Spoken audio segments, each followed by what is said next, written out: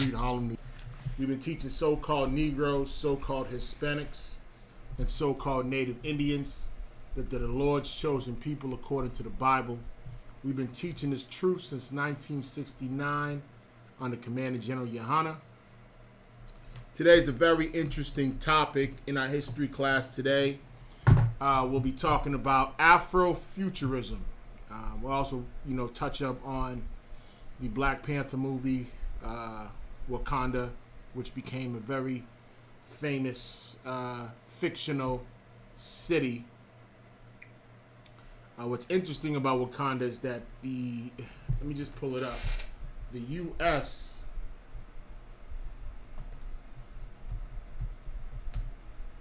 I'm going to pull it up real quick.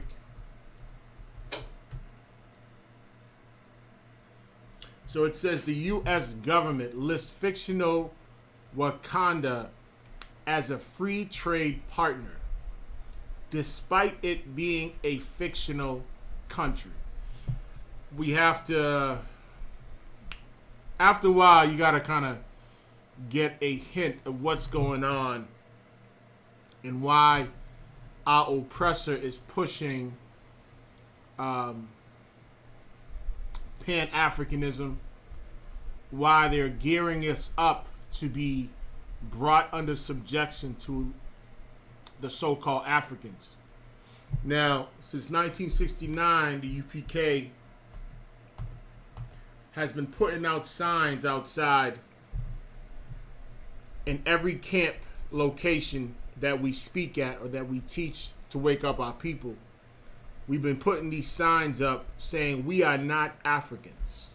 Now, there's a big debacle about that, about being associated with Africa, and the whole Pan-Africanism movement has sparked off since the time of Marcus Garvey.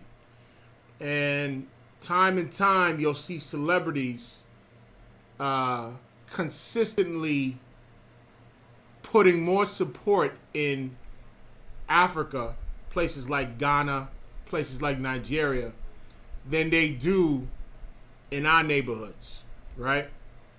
Consistently funding their schools, their water, the whole nine. So we're really gonna bounce into that and get a better idea of what's going on. Actor by the name of Chad Boswick, who passed away recently from, I believe it was from colon cancer, has become and has starred in a lot of major blockbuster films. But what we got to realize is the push that they're making, right? Why is everything got to be about Ghana right now, right? You'll start to see how they're bringing us down a deeper rabbit hole to keep us further confused, considering that they would rather not release our identity, more specifically, the controlled by the populist Zionist Jews who run the entertainment industry and could allow films like Black Panther to come out, because at the end of the day, considering it's a fictional story, the push for Afrofuturism has been prevalent since the time of Sun Ra. I don't know if you know who Sun Ra is, but Sun Ra, he was a artist at the time that took science fiction and Egyptian mysticism and made a whole career out of it, right? The push for to fuse techno culture with art, with the black diaspora, or what they call the African diaspora. The diaspora meaning the word diaspora means to scatter, right? So now if we carefully study who was part of the transatlantic slave trade, a lot of those slaves ended up in Brazil, ended up in Haiti, and ended up in the United States. And when I say Haiti, what you have to understand is that as I'm mentioning those regions, those particular people that were sold to the Europeans were sold by black kings. And I find it real hard to believe that a nation of people could sell their own people to a foreign alien or stranger, right? So we have to date back to the historical records that have showed us a glimpse of our culture in Africa and how we don't truly correlate with the so-called Africans today because we have a different culture.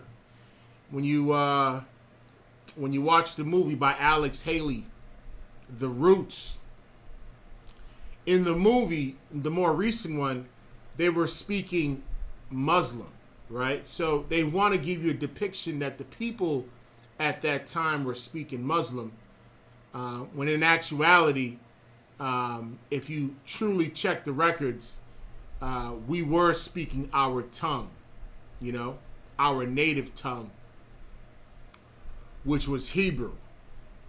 And the powers that be, they know this, and they try to snuff this knowledge so we could further go down what I call a rabbit hole of this whole Africanism, not truly tying our people to their true culture and identity, which is something that has been which is information and knowledge that has been locked away. Who knows where this information and knowledge is, right? You've searched far and wide, you've searched through the internet, you've searched through the airwaves to find out who you are. Your whole life you've been it's been a mystery, right?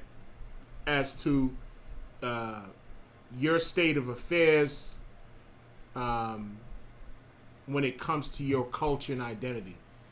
And we've taken on every culture, we've taken on every identity, and the only gateway to the truth is through the ISUPK under Commander General Yohana. So we have to really put our mind in a place where we're willing to dig deeper than what than the hole that they've made for us, right?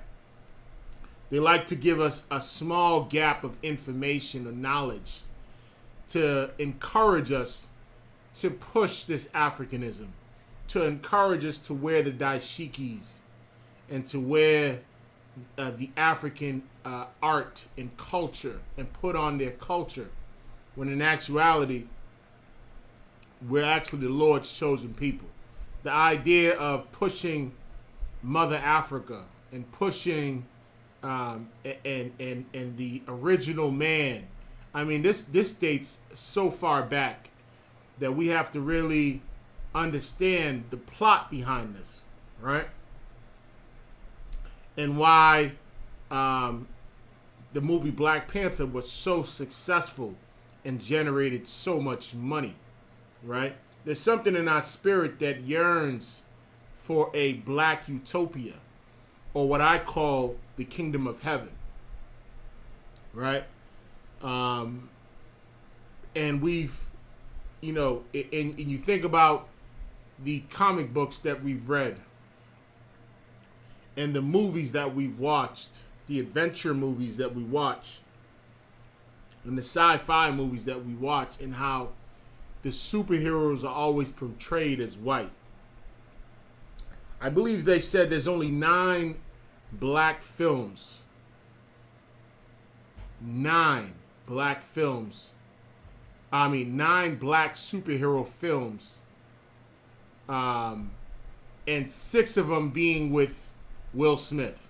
So the other 3 would be played, 4 altogether, but the other 3 would be played by other actors, but including Chad Boswick, who recently passed away.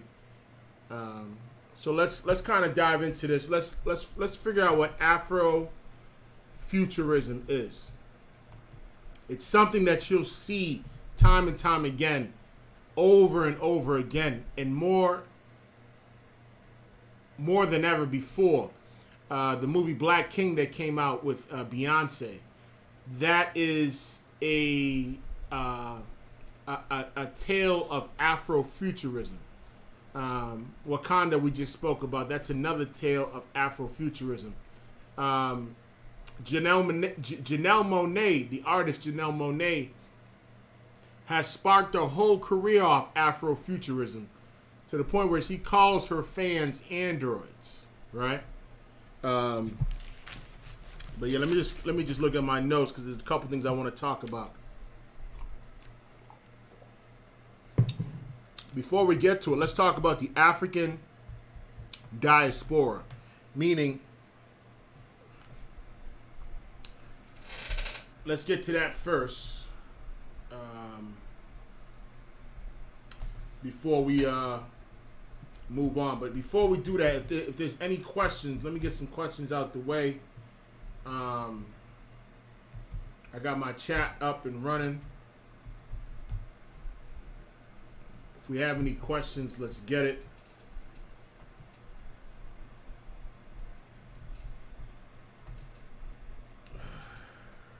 Okay. Yeah, let's let me just see if anyone got any questions first. As you know, the actor Chad Boswick just passed away from colon cancer.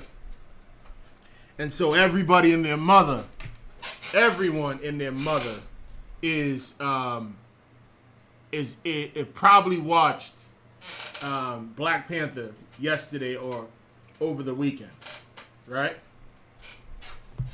And what is it about? It's a society. It's an African society. They say if it was to really exist, it would have been located near Ethiopia, right? And in the Bible, as you know, the Lord is bringing smoke to the Ethiopians, right?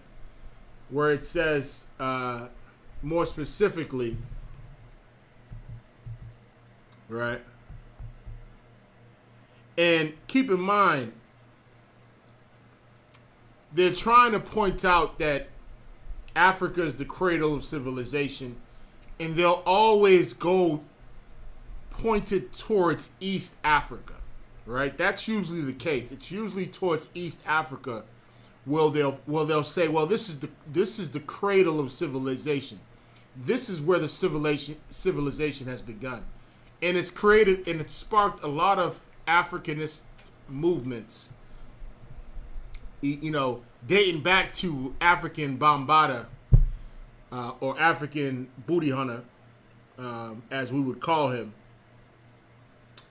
And you start in our culture, you start to see the black, red, and green smeared in our fashion, smeared in our art. And the reason why Africanism is so is such a influential influential culture to black people is because it's the closest thing that we can find to a sense of belonging. The first thing I want to bring up, as always, we always got to bring up scriptures. First thing I want to bring up is the African diaspora. Let's bring that up real quick. And let's find out what that means, right? So the African diaspora consists of a worldwide collection of communities descended from native sub-Saharan Africans and people from sub-Saharan Africa, predominantly in the Americas. So what it's saying when it says, see how they try to dress it up a little bit? They try to say it consists of a worldwide collection. It's another way of saying slavery, kidnapping man, right? Of communities descended from native sub-Saharan Africans or people from sub-Saharan Africa, predominantly in the Americas. The diaspora has continued for millennia, but historically, ethnographers, historians, politicians, and writers have used the term particularly to refer to the descendants of West and Central Africans who were enslaved and shipped to the Americas via the Atlantic slave trade between the 16th and 19th centuries, with their largest population in Brazil, the United States, and Haiti, right? So now we get an idea of what African diaspora means, which means Africans that were sold by African kings to the Europeans and the Arabs, and it was definitely the enslavement of black people and Hispanic people was part of the stock exchange. It was the biggest stock, the biggest commodity in the world at this time, and every nation took part in this. And we're going to bring up a few scriptures because I want to bring this up. This is very important to understand what the Bible says about all these nations that have plotted against us and when I say us, I'm talking about so-called blacks, Hispanics, and Native Indians. Now, you might get it confused when I say so-called black. I'm using the term black, right? And I'm going to explain why that term is used. The term African American was a phrase that was coined by Jesse Jackson in the 80s. That term was coined and phrased, the term African American. When you go into an old map of Africa, you'll find a particular land near in West Africa, more near Niger,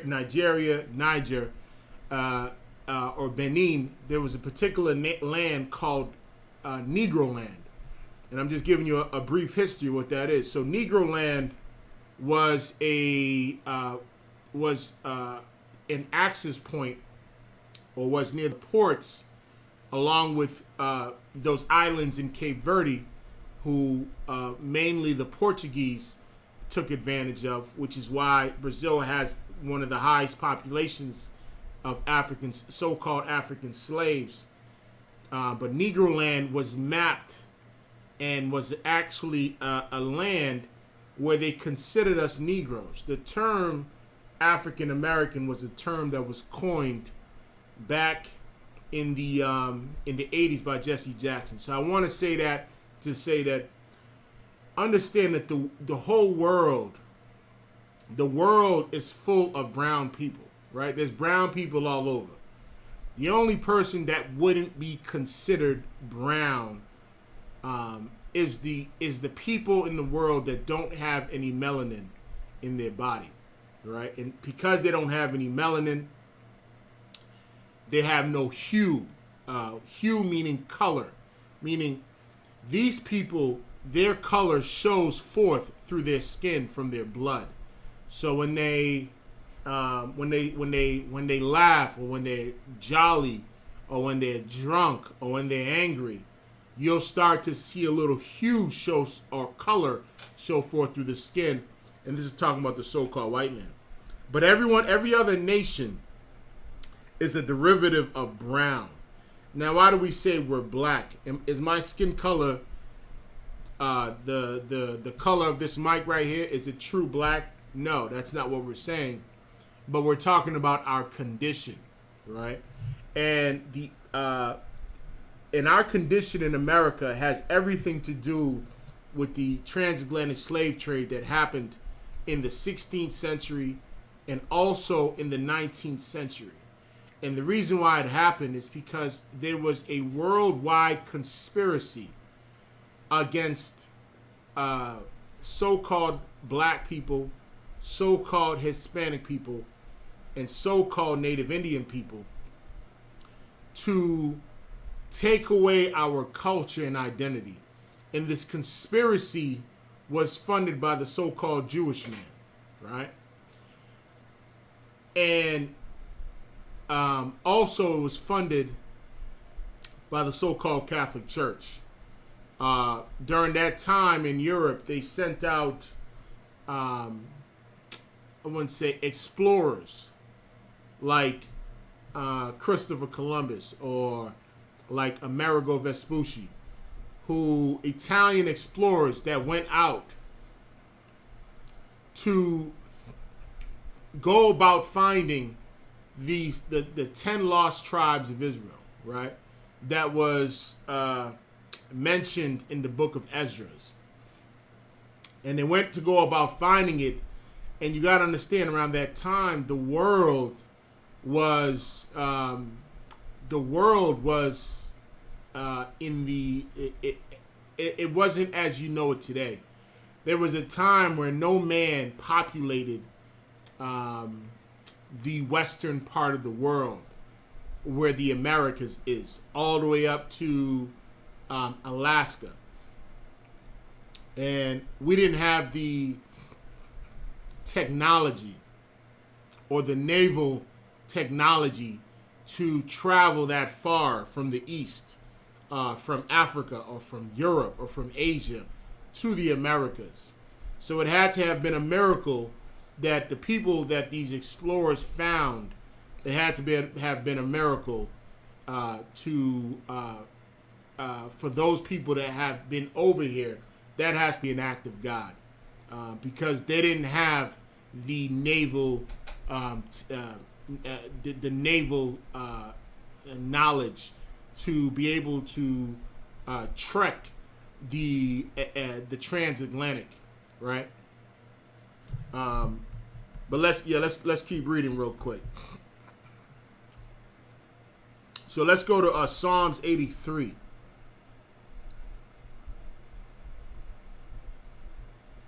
All right, Psalms 83. Let's get there real quick. It says this, right? And this is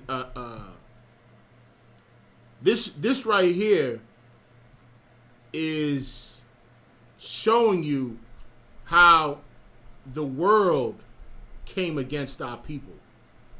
And it talks about how they've taken crafty counsel against our people. But for sake of time, let's read. Let me see if there's any questions online. If there's any questions, let me know. It says this. It says, keep not thy silence, O God. Hold not thy peace, and be not still, O God. Verse 2. For lo, thine enemies make a tumult. So in this, it's saying that the Lord has enemies, right? Anyone that comes up against the children of Israel is the Lord's enemy, right? Any nation that comes up against us, and that's been every nation. And every nation will be judged for the crimes that they committed towards the children of Israel. The crimes that they've committed during the Spanish Inquisition with our Hispanic and Native Indian brothers. The crimes that they've committed during the transatlantic slave trade. These nations have become the Lord's enemies. And let's keep reading. It says, for lo, thy enemies make a tumult, and they that hate thee have lifted up the head. So he's saying these nations that hate the Lord have become proud, right? But Salaki, let me just pull this up real quick.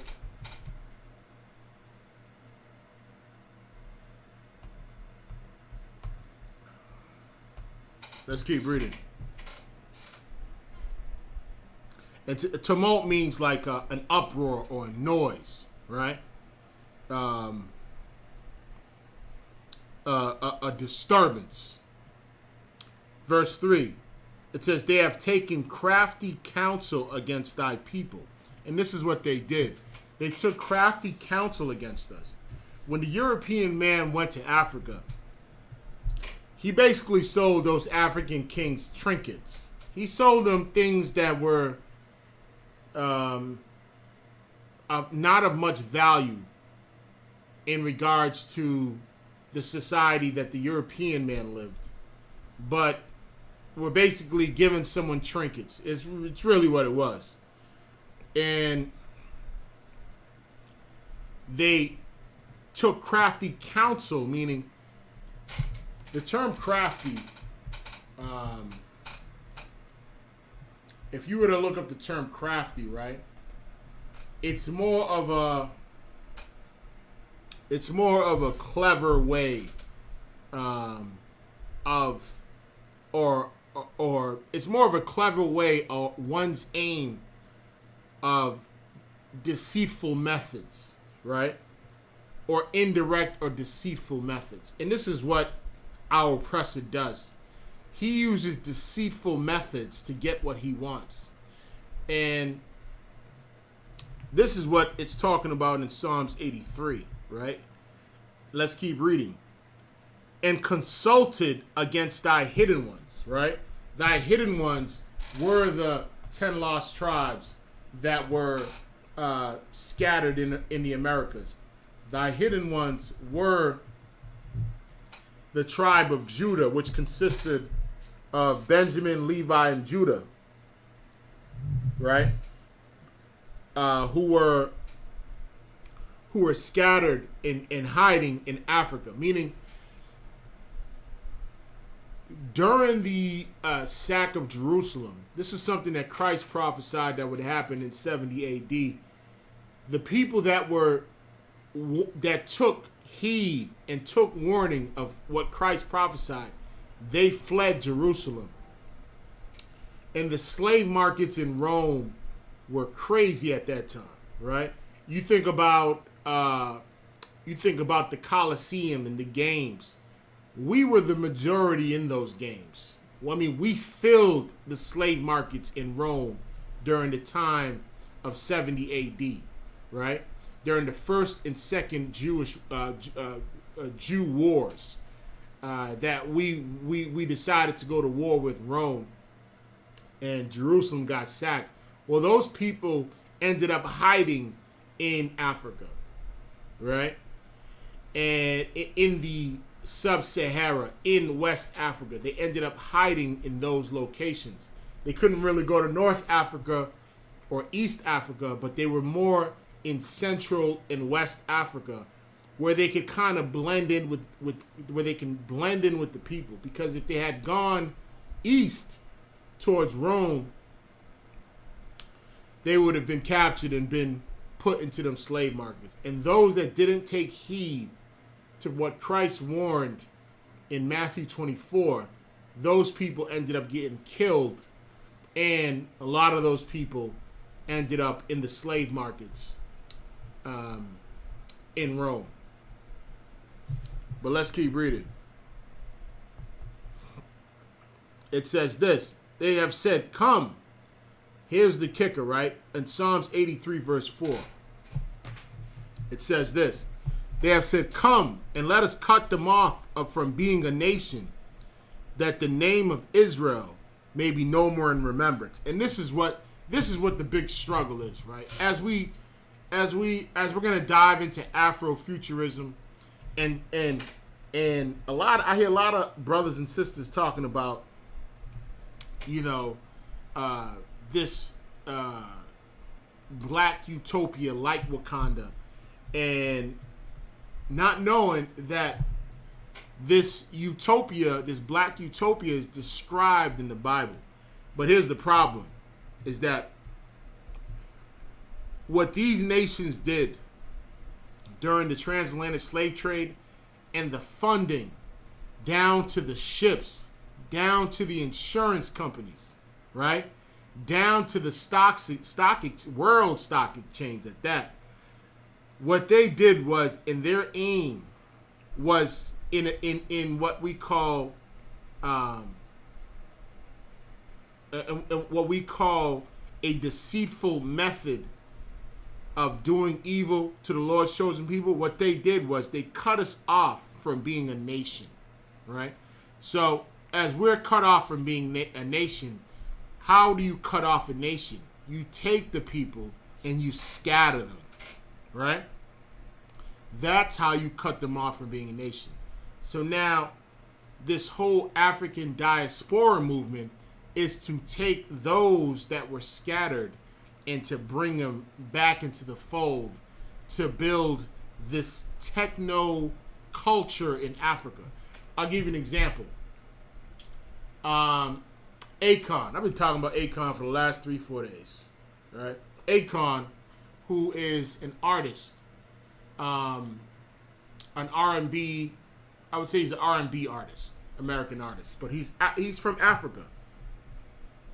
And I forget what tribe Akon is from, right? But Akon is doing a lot of projects in Africa, right? And one of the projects, he was funded by, let's pull this up real quick. He was funded by the Chinese, right? I want to read this real quick. It says, Akon receives $1 billion backing from Chinese investors for his Africa Lighting Initiative. During a recent interview with Vlad TV, singer Akon discussed the hope of bringing electricity connection to 600 million people across the African continent. Now, why do you think the Chinese are invested in Africa? Why do you think our celebrities are investing in Africa? Right? Now, Africa supposedly is a place that has the richest resources, which I don't think it does. But supposedly it's the place that has the richest resources. Why do you think China would invest in Africa? Right? And why do you think our celebrities are investing in Africa? And we're going to get to that question in a little bit as we move along. But I wanted to bring that up to let you know that when you read Psalms 83, the reason why we're so clingy to African culture is because these other nations have cut us off from being a nation. And that comes from the transatlantic slave trade by scattering us, right? Where it says that the name of Israel may be no more in remembrance, which is why we don't know who the hell we are in 2020. Right? We have no idea who we are, and the push for Pan-Africanism, the push to put on the clothing of African culture, and to really what America is doing, what our oppressor is doing, is he's selling us from underneath. He's selling us to the so-called Africans from underneath, right? Which is why you start to see a lot more of them coming out here and becoming very successful. They're joining the parade, the commerce parade. They're joining it, right? Just like the so-called Native Indians, right? Salaki. Just like the so-called East Indians and the Cambodians and all these other Asian countries, these Asian people in these Asian countries. In their country, they're piss poor and broke. But when they come here, I mean, they own all these 7-Elevens. They own the Dunkin' Donuts. They own the salon. I mean, the nail salons. They own all these business infrastructures when they come here, right? But all right, it's 8 o'clock. I want to get started on.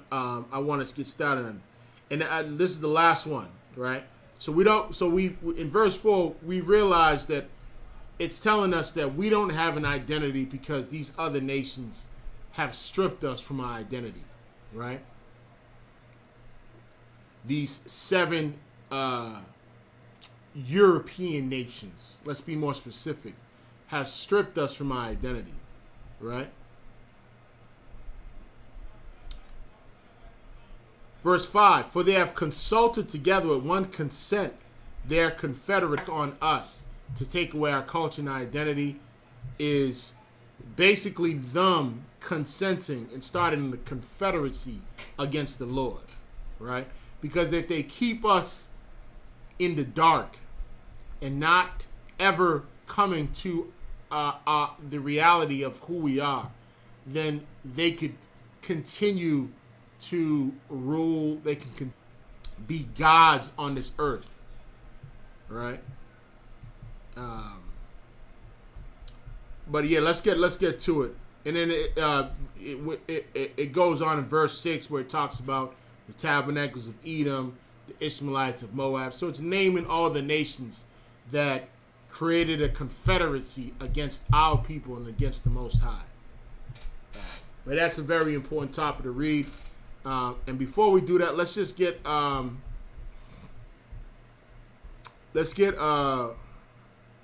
Deuteronomy chapter 28, verse 56, right? Salaki, verse 68. Let's read that real quick. It says this, Deuteronomy 28, verse 68, and the Lord shall bring thee into Egypt again with ships.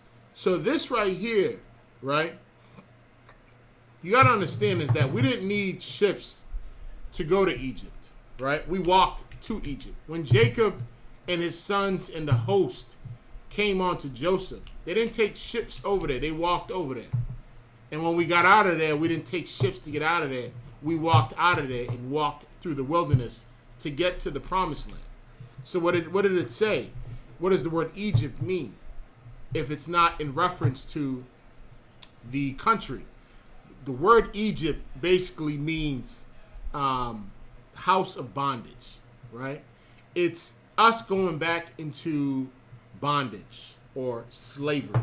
So this right here is a direct reference talking about the transatlantic slave trade. By the whereof I spake unto thee, thou shalt see it no more again. So the land, now this is interesting. The land that the Most High gave us, right? That land, you have to understand.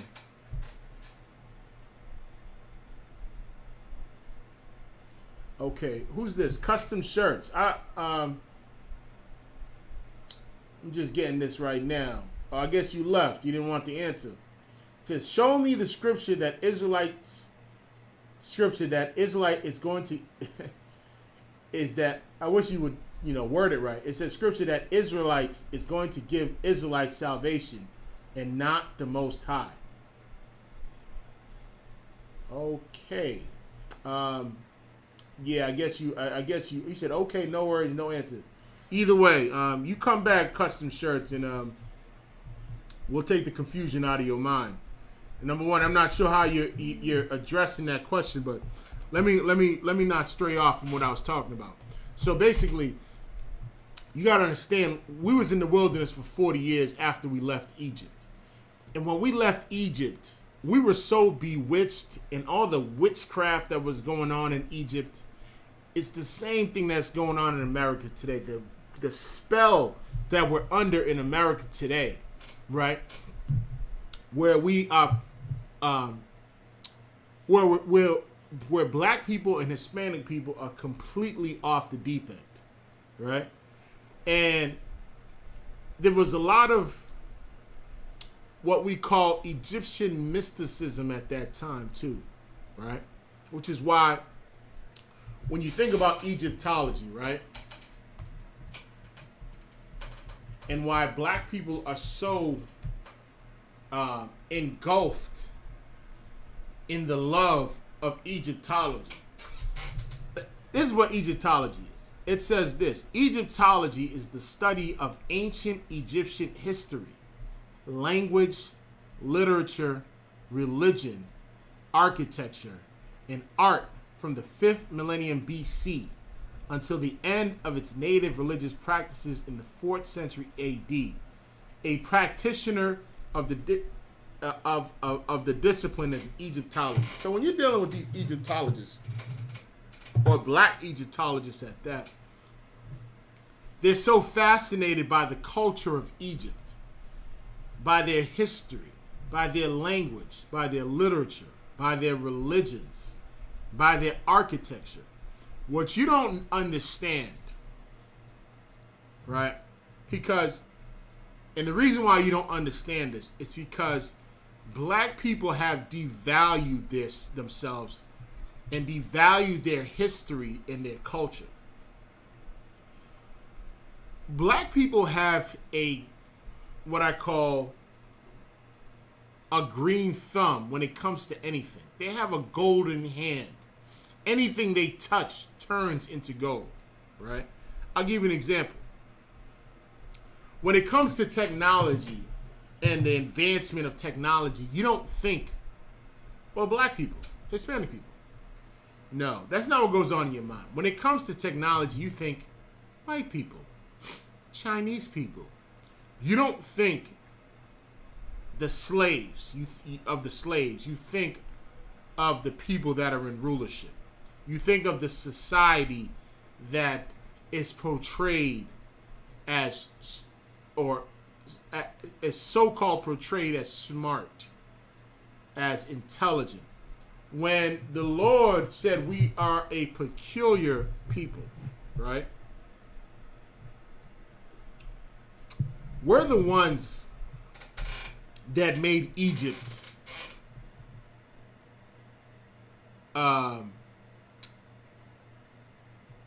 advance. And we're the ones that made America advance, right? Why do I say that, right? Egypt became a superpower of the world. But when Egypt had us under their captivity, they became highly advanced. They became a highly advanced society, much like America is today, right?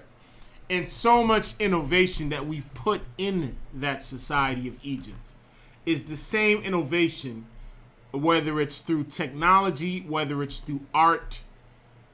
Anything we touch turns into gold. Remember that. Never devalue yourself as a black or Hispanic man or black or Hispanic woman. The reason why they were able to go to the moon is because of 3 black sisters. That's the reason why they were able to go to their moon. The reason why the cotton gin was invented and the South was able to become a force to be reckoned with is because a black man invented the cotton gin, right? We have to, let me pull this up real quick.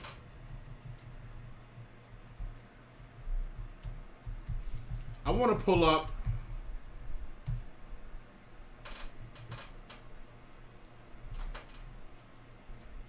some of the things that we've invented, right?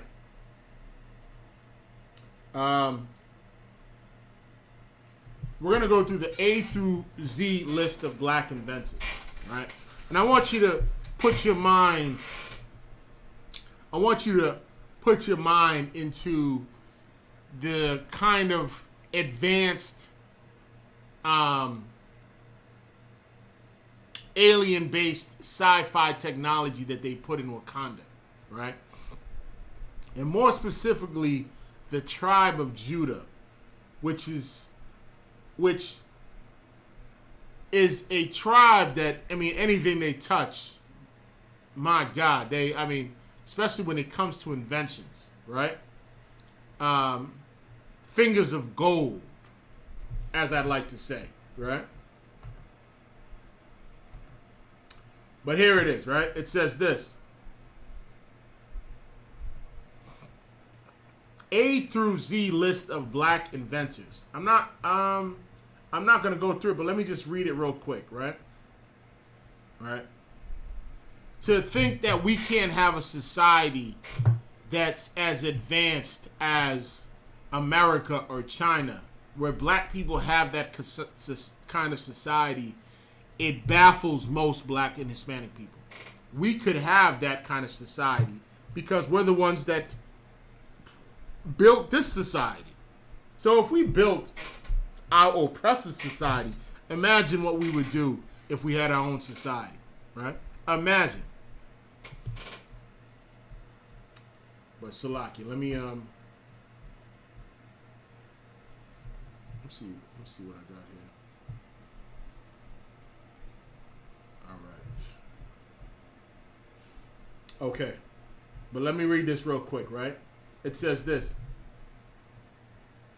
It says the following joined the ranks. This is called this is on Interesting Engineer interestingengineer.com, right? It says this. The following joined the ranks of many great African American inventors who have contributed greatly to society through the years. Many black inventors have struggled with hardship, poverty, and in some circumstances slavery to prove their genius to the world. And this is not talking about the inventions that weren't that were stolen from us too. The ideas and that how we didn't get the credit that we deserved for many other inventions. And who knows, that could be who knows how much that we've amassed in the last 400 years. But here's what it says this. In some circumstances, slavery to prove their genius to the world. The following are but a few of many inventive, talented members of the black community in the United States. Many of the entries on the list are derived from the dutiful work of one, Mr. Henry Baker, who worked for the U.S. Patent Office between the late 1800s and in the early 1900s. Now, this man right here, Mr. Henry Baker, he played a very important during the times when black men were inventing and coming up with the ideas. They weren't getting the proper credit because it had to go through the U.S. Patent Office. So this guy by the name of Mr. Henry Baker, he played a critical role in putting some of these black inventors into the records, which is always going to be in the U.S. Patent Office, right? And this record stems from the last 200-300 years. At this time, the African Americans had few rights, so Henry wanted to make sure that some, at least, received some form of unofficial recognition for their contributions to society. This list is not exhaustive, but is comprehensive, and it is in alphabetical order. I'm bringing this up to say this, right? In the movie Wakanda, they didn't want any European influence to change their culture, and because in the movie it was understood that European influence would change their culture and would smear their identity. So they kept that away from the outside world. They kept the outside world society from coming into their society. And they also had what you would call an alien position when it comes to technology that was so highly advanced that the world that was hidden from the world. All right. Let me bring some of these inventors real quick, right? We got a brother by the name of George Edward Jr., who invented the X-ray spectrometer, right? And this was for like distant galaxies and 19 others. So this guy played a huge role in everything that NASA is doing today, right? I'm not going to read the details on it, right? But let's keep reading.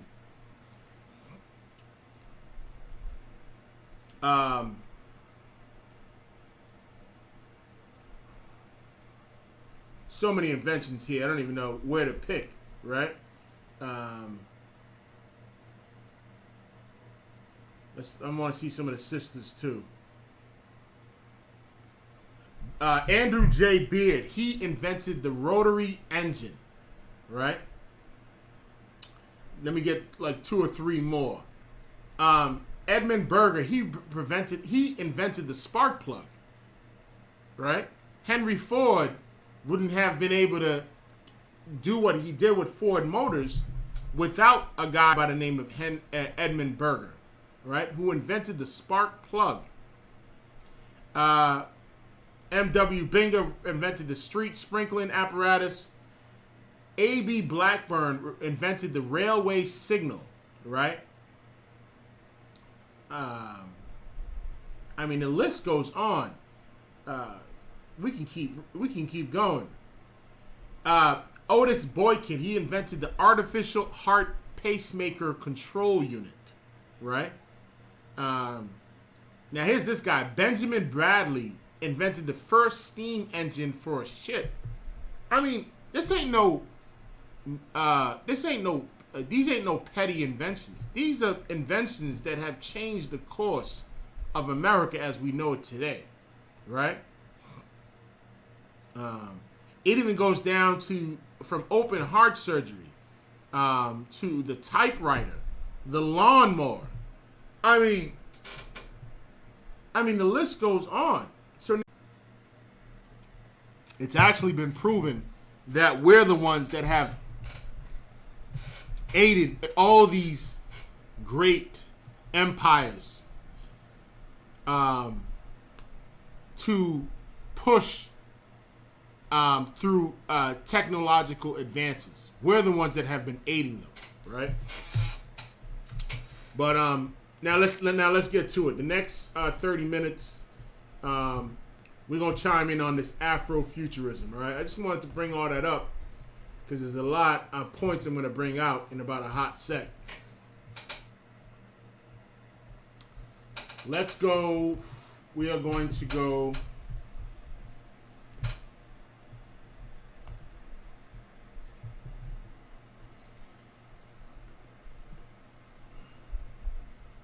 Let's see. All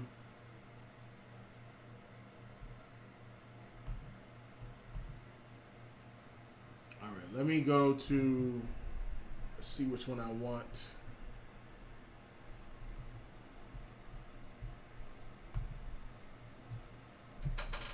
Okay. All right.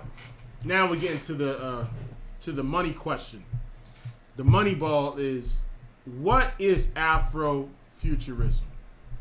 And why did I tie this to the kingdom of heaven, right? The idea of Afrofuturism, let's read it.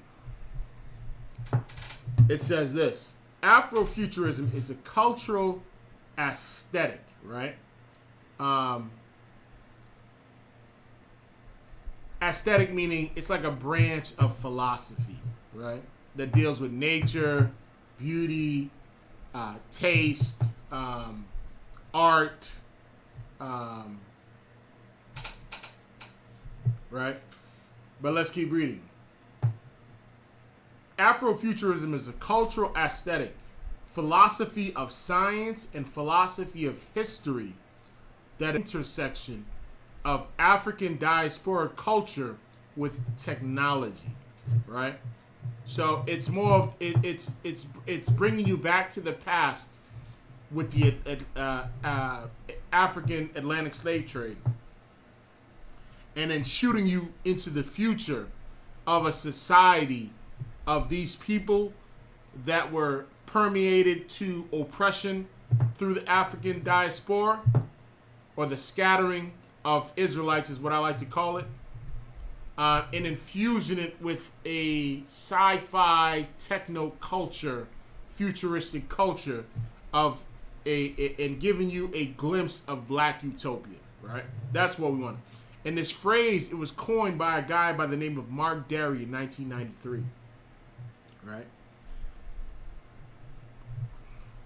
Let's keep reading. Afrofuturism addresses themes and concerns of the African diaspora through technoculture and science fiction, encompassing a range of media and artists with a shared interest in envisioning black futures that stem from Afro diasporic experiences.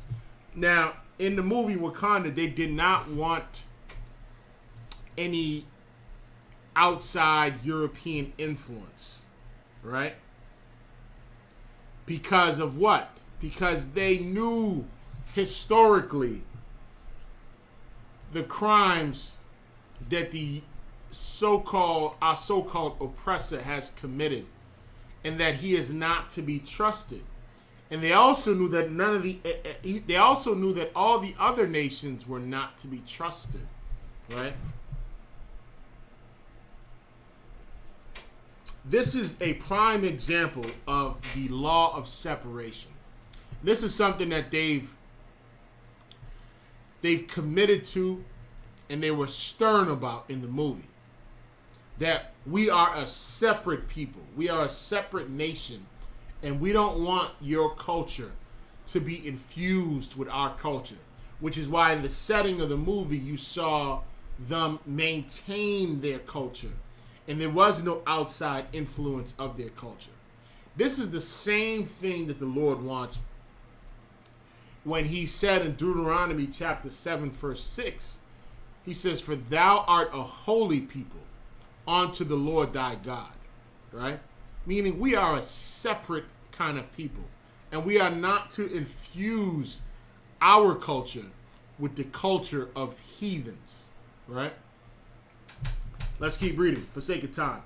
Seminal Afrofuturistic works includes the novels of Samuel L.R. Delany, Octavia Butler. We're going to keep reading. We're going to go past this real quick, right?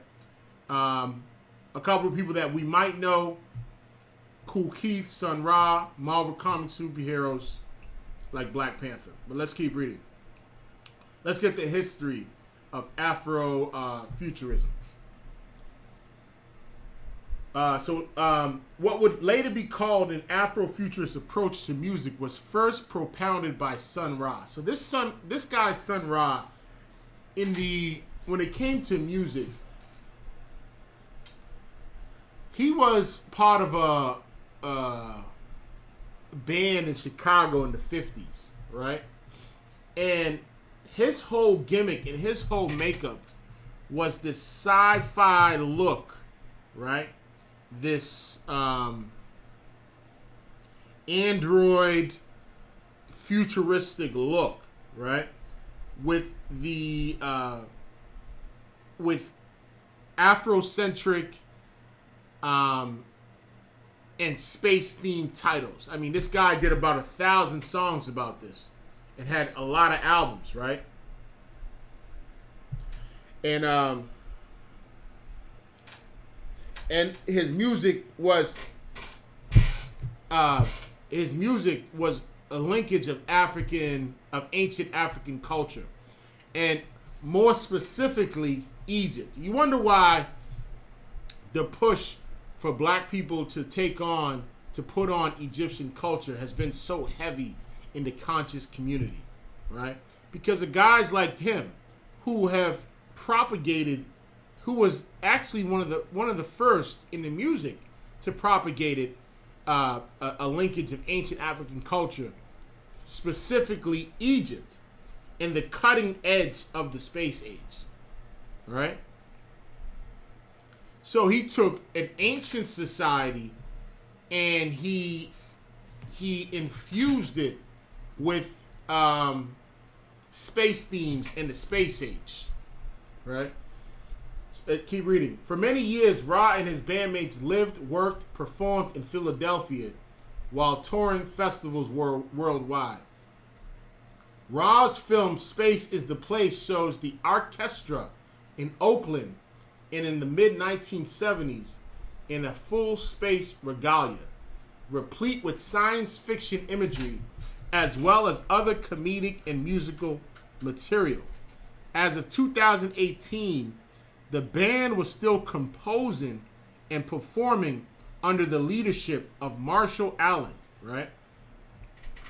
It's gonna get a little further. We're gonna start to see some names that we know in about a hot sec. But I really want to get to this guy because he was the one that really pioneered this Afrofuturism in music. Afrofuturism was a label retroactively applied to George Clinton and his bands Parliament and the Funkadelic with his magnum opus, Mothership Connection, and the clones of Dr. Funkenstein, P-Funk, Earth Tour, Funkadelic versus Placebo Syndrome, and Motor Booty Fair. So when we go back to the funk music, a lot of that was stemmed from what this guy Sun Ra was doing, right? It was more like if I was to describe the music, it was more like a hard bop. It drew from hard bop sources, right?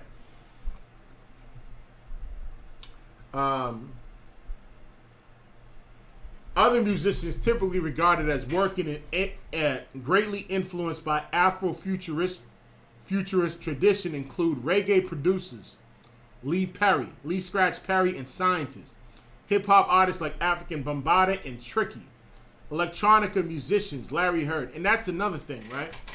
Electronica is another phase of Afrofuturism, right?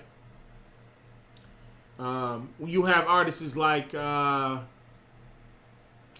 Electronica, or you have artists like Janelle Monáe, right? It'll give you a couple more artists that you might know. Larry Heard, Juan Atkins, Jeff Mills, yeah, right? And it says this, right? Described as a cornerstone of early 80s beatbox Afrofuturism, right? So a lot of this, trust me, has been propagated since the 50s and even earlier than that. As you get, you know what I mean? But let's keep reading. So now this is the part I want to get to, right? I want to talk about the cultural criticism, right? In the early 1990s, Mark Derry, in his 1994 essay, Black to the Future, began to write about features he saw as common in African American science fiction. Derry dubbed this phenomenon Afrofuturism. Afrofuturist art has been written about by scholars like Alondra Nelson, Craig Tate, Trisha Rose, right, and others. Alondra Nelson explained Afrofuturism was a way of looking at the subject position of black people, which covers themes of alienation and aspirations for a utopic future. Now, Afrofuture, the three key words that was just used just now was alienation. What does the word alienation mean? It basically means separation, right? Which is something that the UPK has been talking about as a solution for our people, is separation, right? Physically, mentally, and spiritually, right? Aspirations is another one, right? And what does the word aspiration mean, right? It comes from the word aspire, right? What does the word aspire mean, right? It's to aspire means when you're aiming or you're seeking with ambition, right? Or to desire something, right? And this is what a man of the Lord desires. A man of the Lord desires to see the day that Christ comes back to rule the planet Earth with an iron rod. That is something that we have aspired. The Commonwealth of Israel, or of the Israelites, will be alienated from the rest of the world. So there's three things about Afrofuturism. The first one was alienation, which means separation. The second one was aspiration. To aspire, meaning to aspire to be in rulership, or to be a royal society, right? Which is why you'll see it in the fashion with the royal African apparels. You'll see it. But let's keep reading. Right? And then the last one is utopic future. Right? The idea of alien or other is a theme often explored. Now here's the other thing. Additionally, Nelson says that the discussion around race, access, and technology often bolster uncritical claims about the so-called digital divide. I wanted to read to you what this digital divide was, right? I always run out of time too, man. That's my thing, man.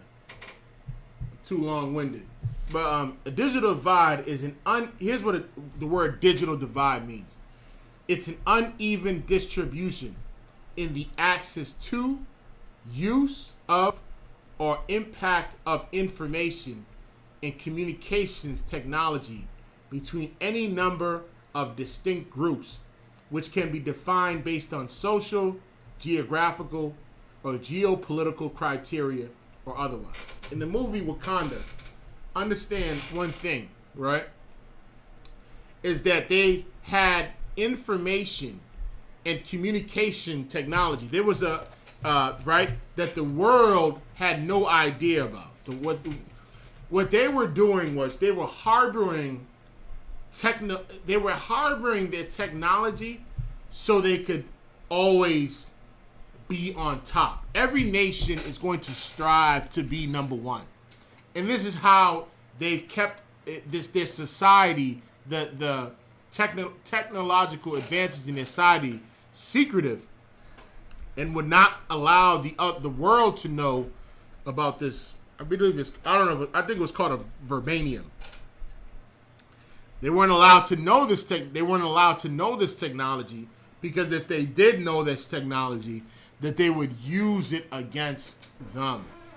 And so a digital divide is when you distribute uneven access to information or communication technologies, right? Which is what third world countries like Haiti and Dominican Republic, they don't have the leverage to make calls like we do, right? They have to get calling cards, this, that, and the third. What do? We're on FaceTime, we're doing this. So it's an uneven distribution that, depending on your geographical location or your geopolitical criteria. You know what I mean? But that's something to keep in mind, this whole digital divide thing that's been going on for who knows how long, right? Nelson is of the opinion that the digital divide overemphasized the association of racial and economic inequality with limited access to technology, and that this association then begins to construct blackness as always oppositional to technologically driven chronicles of progress. And this is what he's saying. We in 2020, as I was going through the list of black inventors, and I mean the list was, I could have went on for a good 4 hours with names, and how in the last 200 years, we have been so technologically driven and have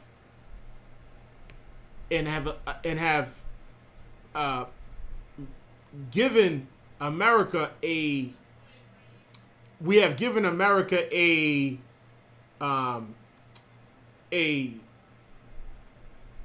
you know we have given them a position in the world as a superpower because of the inventions that we have created.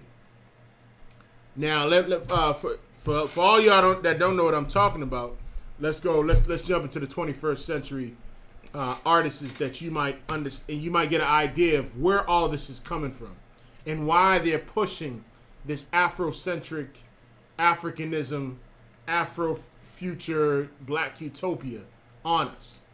Let's keep reading. It says, a new generation of recording artists has embraced Afro-futurism through their music and fashion, including Solange, Rihanna, and Beyonce. Other artists such as Erykah Badu, Missy Elliott, and Janelle Monáe have expanded on these themes, incorporating the use of cyborg and visuals into their style. And so now you're seeing it in the music industry. You're seeing it through the fashion. You're seeing it through the art, right? Let's touch up on this chick, Janelle Monáe, right?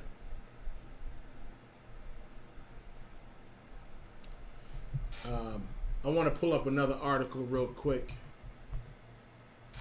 Let me pull up another article. I only got about 7 minutes. Right?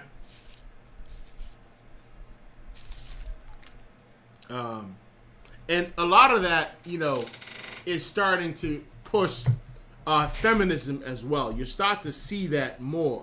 That push for feminism will be pushed along through Afrofuturism, right? Or that's the name of it. It was called the Kamoya beads. So basically, the Kamoya beads in the movie was they had these African style beads, but they can communicate through the beads. I mean, they're saying don't take my word for this, but I have a feeling in Crisis Kingdom, I think the Magun would be a way for us to communicate, just in case there's a runaway Edomite somewhere. You know what I mean? If there's an issue going on, we gotta call the priest to go out and handle their business. I think we'll be able to communicate through the Magun. Who knows the kind of technology that is going to be in place in the kingdom, right? You think about it in Ezekiel 1 when it describes damn near the Jetsons and how the angels traveled, right? With the crystal dome over their ship and over their UFOs and the eyes all around. Who knows what kind of technology that is going to surface in the kingdom? And I can't wait to find out. But let's pull this up real quick. All right.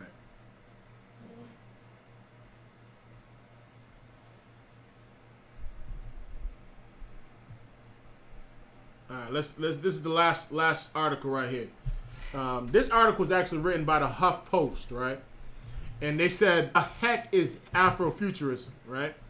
A lot of people don't know what it is. I came privy to this as of recently. I mean, I was, aware of all the films and kind of the direction things were going, but they have a term for it, and I think it's very important. And you start to hear this term more and more. It says, many of us blurs or black nerds to you who have read the Black Panther comics never thought that day would come when we'd finally see the story adapted for the big screen.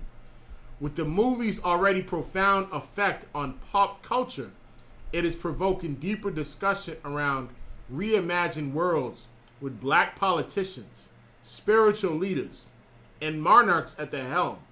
We're hearing the word Afrofuturism a lot. Now, you get mad at us when we out in them corners talking about the future of Black America, talking about the Black utopia that the Bible speaks of, and where we have Black politicians, Black schools, right? Where we have righteous leadership, Black and Hispanic righteous leadership, where we have a Rosewood, where we have a Tulsa, Oklahoma, the way the Most High has prescribed us to have it, right? But what exactly is Afrofuturism? Afrofuturism is reimagining of a future filled with arts, science, and technology seen through the Black lens. The term was conceived a quarter century ago by white author Mark Derry in his essay Black to the Future, which looks at speculative fiction within the African diaspora. The essay rests on a series of interviews with Black content creators, right? It says this.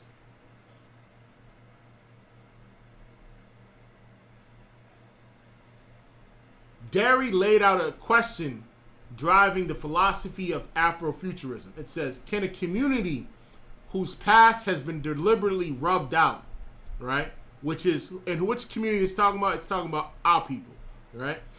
And whose energies have subsequently been consumed by the search for legible traces of its history. And this is what we're doing. We're searching for our history. Every other nation does not have to search for their history.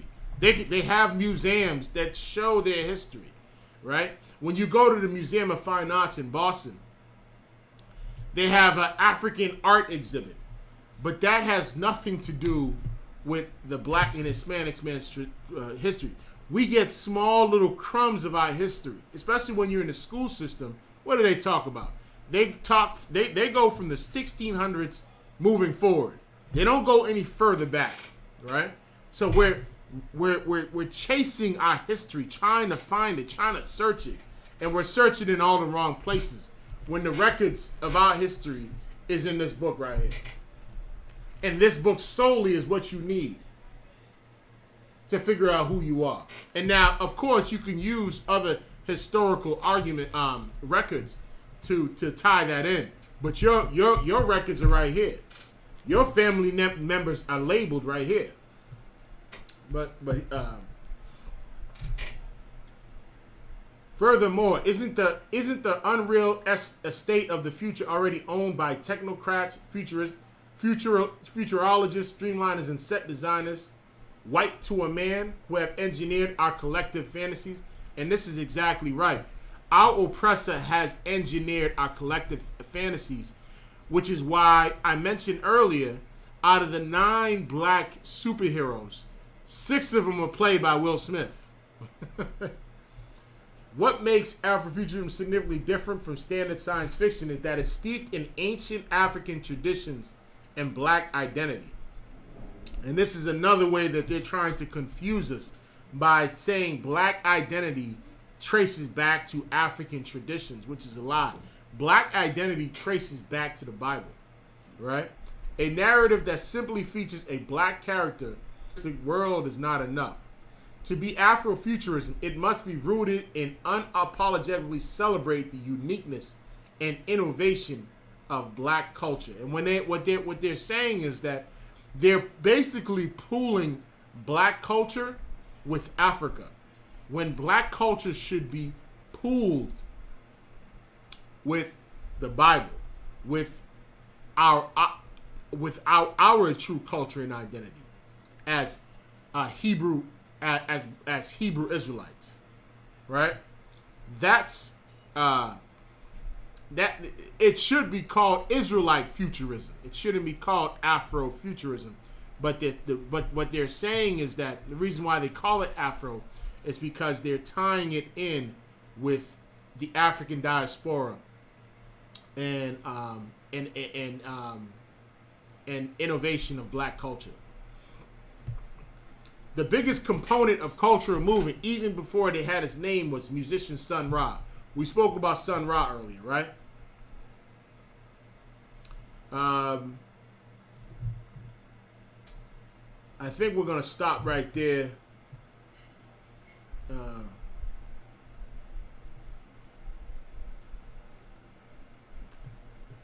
Yeah, we're gonna stop right there for sake of time. And with that, thank you for tuning in. I felt this topic was very important. Understand that when you open up the scriptures, there is a black utopia that the Lord has prepared for us. That's why Christ said, "In my Father's," he said, "My Father's house has many mansions." Right? In my Father's house, there's many mansions. The reason why he's saying that is because if you thought Wakanda was ill, wait till you see Christ's kingdom, right? And guess who's going to build our kingdom? The other nations that have conspired against us, that have been having us go down this rabbit trail to find out our history. Well, they're the ones that are going to build our kingdom. And if you really want to know, if you really want to see a techno culture, if you really want to see a future of or a black utopia, well, then you open up this book, and this book will show you what future, what lies in hold for the future of the black man. And with that, we're going to end the class. Remember to tune in, Black Watch, at 9 p.m., Monday night at 9 p.m. Eastern Standard Time.